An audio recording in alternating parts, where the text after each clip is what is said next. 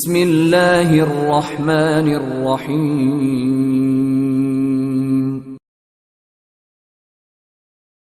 بات کی کیونکہ مدینے کی جو انصار تھے ان کی بیویاں تھوڑی سی ذرا سخت مزاج تھیں، بنی ہوئی نہ ہو تو مسئلہ کھڑا ہو جائے، لیکن وہ بنی ہوئی خواتین تھیں، صحابیات بنی ہوئی خواتین تھیں۔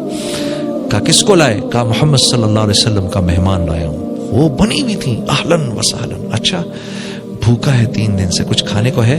کہا کھانے کو تو تھوڑا ہے، اتنا ہی ہے کہ بچوں کو کھلا دوں، اتنا ہی ہے کہ بچوں کو کھلا دو۔ ہم میں سے تو کیا فرمایا کہ ایسے ہو سکتا ہے کہ ان کو سلا دو، ان کو نہ کھلاؤ، یہ کھانا اس کو دے دو۔ ہم میں سے کتنے کر سکتے ہیں اس طرح؟ بچے کو بھوکا سلا دیں، روتا پیٹتا، کوئی نہیں بیٹا سو جا، اور کھانا لے جا کے مہمان کے سامنے رکھ دیں۔ بنی ہوئی عورتیں، دیکھو عورت کیسے دین کی دعوت مل رہی ہے اس عورت سے۔ باپ تو کہہ دیتا ہے، اب وہ اس ماں نے کس دل سے بچوں کو بھوکا سلایا ہوگا۔ سو جا بچوں، سو جا سو جا سو جا۔ بنی ہوئی عورت، اس امت کی عورت کیسی داعیہ ہے۔ کہا ٹھیک، بچوں کو سلا دیا۔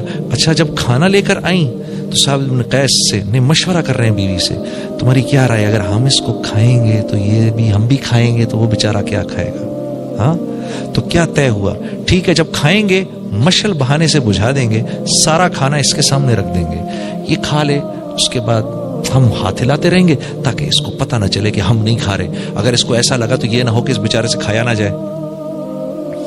بہانے سے مشل بجھائی، سارا کا سارا کھانا لا کے مہمان کے سامنے رکھا، دونوں میاں بیوی ہاتھ ہلاتے رہے۔ اس نے کھایا، دعائیں دی اور چلا گیا۔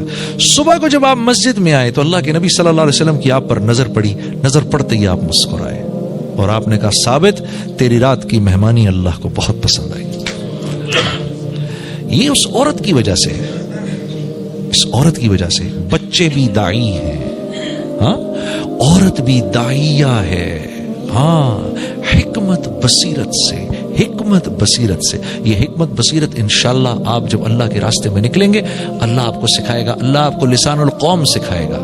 ہاں مہاجروں میں جاؤ تو کیا بات کرنی ہے، پٹھانوں میں جاؤ تو کیسے بات کرنی ہے، پنجابیوں میں جاؤ تو کیسے بات کرنی ہے، بلوچوں میں جاؤ تو کیسے بات کرنی ہے۔ ہاں اللہ ان لوگوں، سندھیوں میں جاؤ تو کیسے بات کرنی ہے۔ ہاں ہم پٹھانوں کو کریڈٹ دیتے ہیں بہت زیادہ مہمان نوازی کا، بہت مہمان نواز ہیں، اس میں کوئی شک نہیں ہے، لیکن میں ایک بات ضرور اس میں ایڈ کروں گا کہ میں نے جو سندھ میں مہمان نوازی دیکھی، غریب غربا میں، انٹیریئر سندھ میں، یقین کرو وہ مہمان نوازی میں نے کہیں نہیں دیکھی۔ ہاں ایسی مہمان نوازی نہیں دیکھی۔ وہ واقعی اتنے غریب ہوتے ہیں اپنے منہ کا نوالا نکال کے آپ کو کھلاتے ہیں۔ ہاں اللہ نے پٹھانوں کے اندر رکھا ہے، مہمان نوازی مشہور ہے ان کی، لیکن واللہ یقین کرو میں تو حیران ہو گیا۔ ہاں جو غیرت کا معاملہ ہے جو ہم نے بلوچستان میں دیکھا، واہ واہ واہ واہ واہ واہ۔ ہاں جو ہم نے جو دین پر نہیں آ رہا، وہ ایک طرف جو دین پر آ رہا ہے اس کی دینداری دیکھ کر ہم حیران رہ جاتے تھے، ارے واہ واہ واہ واہ۔ تو ہم کہتے تھے کتنا بڑا میدان ہے یار، یہاں میں کیوں نہیں جا رہا؟ 10 دن کی جماعت بنا کر میں اور بھائی سعید صاحب کوئٹہ گئے، پھر اس کے بعد 10 دن ہم نے کوئٹہ میں لگائے، پھر ہر لائن کا آدمی آ کے ہم سے ملا، ہر لائن کا آدمی آ کے ملا۔ اور بھائی پنجاب کے لوگوں تمہارے پاس تو رائے ونڈ ہے، خوش قسمت ہو تم لوگ۔ تو میرے عزیز دوستو، یہ امت سب سے بڑی بات، محمد صلی اللہ علیہ وسلم اور صحابہ نے بہت محنت کر کے یہ امت بنائی ہے، بہت محنت سے یہ امت بنی ہے، ان کے خون اور پسینے میں تیر کے یہ امت بنی ہے۔ ہم ایک امت ہیں، ہم قوم نہیں ہیں، ہم ایک امت ہیں۔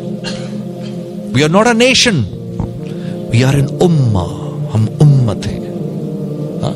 اور من حیث الامہ ہماری تعریف ہوئی بھی ہے قرآن کے اندر، من حیث الامہ۔ دوسری قوموں کا بھی تو ذکر ہے۔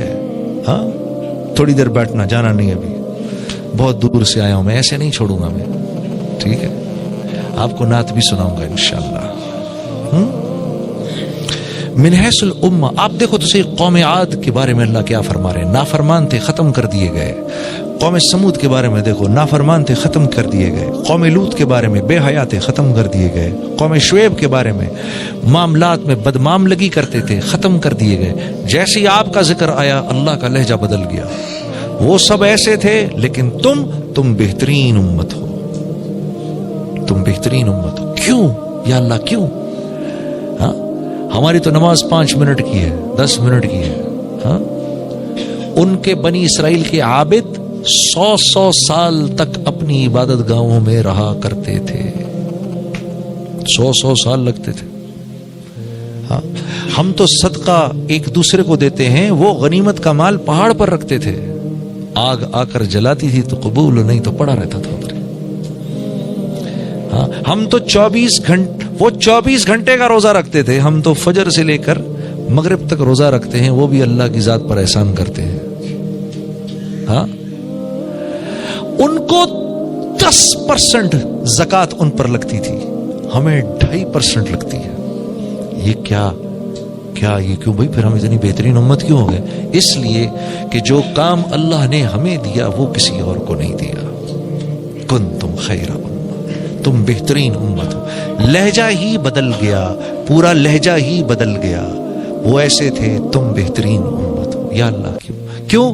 اخرجت للناس، کیونکہ ہم نے تمہیں ساری انسانیت کے نفع کے لیے ڈھاکے سے، دلی سے، کراچی سے، لاہور سے تم سب کو اٹھا کر ہم کسی کو کہیں پیرس پہنچایا، کسی کو جرمنی پہنچایا، کسی کو لندن پہنچایا، کسی کو نیو یارک پہنچایا، کسی کو افریقہ میں پہنچا دیا، کسی کو ساؤتھ امریکہ میں پہنچا دیا. کیونکہ تم کو ہم نے تمہاری اپنی ذات کے لیے نہیں بنایا. اپنی زندگی بگاڑو تاکہ دوسروں کی زندگی بنے. ہاں جو اپنی زندگی بنائے گا وہ دوسروں کی زندگی بگاڑے گا، جو اپنی زندگی میں بگاڑ لائے گا وہ دوسروں کی زندگی کو بنائے گا. جو اپنی زندگی میں بگاڑ لائے گا اللہ رب العزت اپنی قدرت سے براہ راست اس کو پالیں گے، چیزوں کے بغیر اس کو پالیں گے. اس کو مال کی ضرورت نہیں ہوگی، اس کو چیزوں کی ضرورت نہیں ہوگی، اس کو اسباب کی ضرورت نہیں ہوگی. اللہ کی قسم اللہ اس کو اپنی قدرت سے براہ راست پالیں گے. اس طرح پل کے دیکھو تو زندگی کا مزہ ہے میرے دوستوں. ایسے پلنے میں زندگی کا مزہ ہے. مارا ماری میں کیا؟ یہ تو مارا ماری ہم نے تھوڑی کرنی ہے، غیروں نے کرنی ہے. یہ چیزیں انہوں نے بنانی ہے، وہ انہی چیزوں کے لیے تو پیدا کیے گئے ہیں، ہم تھوڑی پیدا کیے گئے ان چیزوں کے لیے. ہاں یہ باتیں آج ایسی عجیب لگتی ہیں، عجیب نہیں ہیں. اللہ کی قسم یقین صرف کمزور ہیں، یقین کا بگاڑ ہے اور کچھ نہیں، صرف یقین کا بگاڑ ہے. یہ باتیں حق اور سچ ہیں. آپ نے نہیں سنا یہ بات؟ جیسا اللہ پاک فرمانے جیسا میرا بندہ مجھ سے گمان کرے گا میں ویسا ہی ہو جاؤں گا. نہیں سنی آپ نے یہ بات؟ پھر کیوں نہیں مان رہا دل؟ پھر کیوں نہیں مان رہا دل؟ کیوں اس بات کو بول نہیں رہا؟ اس مجلس میں جا کے بیٹھ ہی نہیں رہا جہاں یہ بات بولی جا رہی ہے. نہ خود بول رہا ہوں نہ اس مجلس میں جا کر بیٹھ رہا ہوں. میں تو صبح کو دکان میں گھستا ہوں اور دکان کا قیدی بنتا ہوں شام تک کے لیے. دکان کا قیدی شام تک کے لیے. وہ بت پرست تو بت کے آگے سر جھکا رہا ہے، میں ان 3 دیواروں کے آگے سر جھکا رہا ہوں. پورا ٹائم میرا اس میں لگ جاتا ہے. پھر کیوں روتے ہو یار جب دعا قبول نہیں ہوتی؟ پھر کیوں روتے ہو؟ اللہ کی ذات کا استحضار اتنی دیر تک کیسے ہو سکتا ہے دکان کے اندر؟ مجھے یہ بات سمجھ میں نہیں آتی. 9 گھنٹے دکان میں بیٹھ کر اللہ کی ذات کا استحضار کیسے ہو سکتا ہے؟ مجھے بتاؤ کیسے ہو سکتا ہے اس دور میں یار؟ ہو ہی نہیں سکتا. اگر مسجد والے نہیں بنو گے تو اللہ کی ذات کا استحضار ہو نہیں سکتا. ایک نماز جماعت سے پڑھی، دوسری نماز جماعت سے نہیں پڑھی، یقین مانو اپنے دل کی کیفیت کو بدلتا ہوا محسوس کرتا ہوں. ایمان کی سطح نیچے آ جاتی ہے ایک دم سے. تو جو سارا دن مسجد میں نہیں جا رہا اس کا کیا حال ہوگا؟ اس کو صرف ایک ظلم ہے اس بات کا کہ میں اللہ کا حکم پورا کر رہا ہوں. اس کو دھوکہ ہے میں اللہ کا حکم پورا کر رہا ہوں. سوچو جو ہفتے میں 1 دفعہ جاتا ہے وہ بھی 5 منٹ کے لیے 2 رکعت پڑھی اور باہر نکل آتا ہے، وہ کیا اللہ کے حکم پر چلے گا؟ اور سوچو جو مسجد جاتا ہی نہیں وہ کیا اللہ کے حکم پر چلے گا؟ چل ہی نہیں سکتا میرے دوست. اسی لیے اللہ کے نبی نے فرمایا جس کو مسجد جاتے ہوئے دیکھو اس کے ایمان والے ہونے کی ضمانت دو. اس کے، یہ اس نمازی کے نہیں جو یہاں اس نے ادھر نماز پڑھی ادھر چلا گیا پھر وہاں یہ کر دیا وہاں یہ بول. نہیں، جو مسجد جس کو باقاعدگی سے جاتے ہوئے دیکھ رہے ہو یہ مسجد جا رہا ہے، یہ بنے گا. چاہے یہ کتنا ہی بڑا شرابی، جواری، بے حیا، جو کچھ بھی ہے یہ بن جائے گا. کیوں؟ یہ مسجد جا رہا ہے. تو میرے دوستو ایسے تو پھر بات نہیں بنے گی. پھر روتے کیوں؟ میرا یہ کام نہیں ہو رہا, میرے وہ کام نہیں ہو رہے. پھر روتے کیوں؟ جب ایک آدمی اپنی ذمہ داری پوری نہیں کرتا تو پھر ذلت اس کا مقدر بنا دی جاتی ہے. ذلت اس کا مقدر بنا دی جاتی ہے. میں نے پہلے آپ سے کہا تھا ہمارے ساتھ وہ معاملہ نہیں ہے جو دوسروں کے ساتھ ہے. ہمارے ساتھ وہ معاملہ نہیں ہے. ہمیں ہماری جیسے میرا بچہ ہے نا, ایک میرا بچہ ہے, وہ نافرمانی کرے گا, میں تو نہیں چھوڑوں گا اس کو, میں تو پٹائی کروں گا اس کی, میں پکڑوں گا اس کو. ہمسائے کا بیٹا جو کرتا ہے کرتا پھرے. ہاں تو ہمارے ساتھ معاملہ اللہ کا وہ ہے. ہم ذرا دائیں بائیں ہوتی ہیں, ایک چپت آتی ہے اوپر سے, اے خبردار ادھر نہیں جانا تم نے. پھر لوگ اگر کوئی یہ کہے کہ یار باپ بڑا سخت ہے, یار یہ تو بڑا سخت باپ ہے, یہ بات ٹھیک ہے؟ نہیں. اس کی سختی نے تو کل اس کے کام آنا ہے. اس کی سختی نے کل اس کے کام آنا ہے. یہی معاملہ اللہ کا اس امت کے ساتھ ہے. اللہ رب العزت نے ہمارے نبی صلی اللہ علیہ وسلم سے جاتے وقت یہ بات اللہ پاک نے ہمارے نبی کو ضمانت دی تھی کہ ہم آپ کے بعد آپ کی امت کو اکیلا نہیں چھوڑیں گے. ہمیں اللہ نے اکیلا نہیں چھوڑا. ہاں اتنا کچھ جو ہم کرتے ہیں, یقین کرو میرے دوستو, اتنی بے حیائی پر تو قوم لوط ختم کر دی گئی تھی. اتنی بدمعاملگی کے اوپر تو قوم شعیب ختم کر دی گئی تھی. اتنے تکبر پر تو قوم عاد ختم کر دی گئی تھی. ہاں اتنی نافرمانی پہ تو قوم سمود ختم کر دی گئی تھی.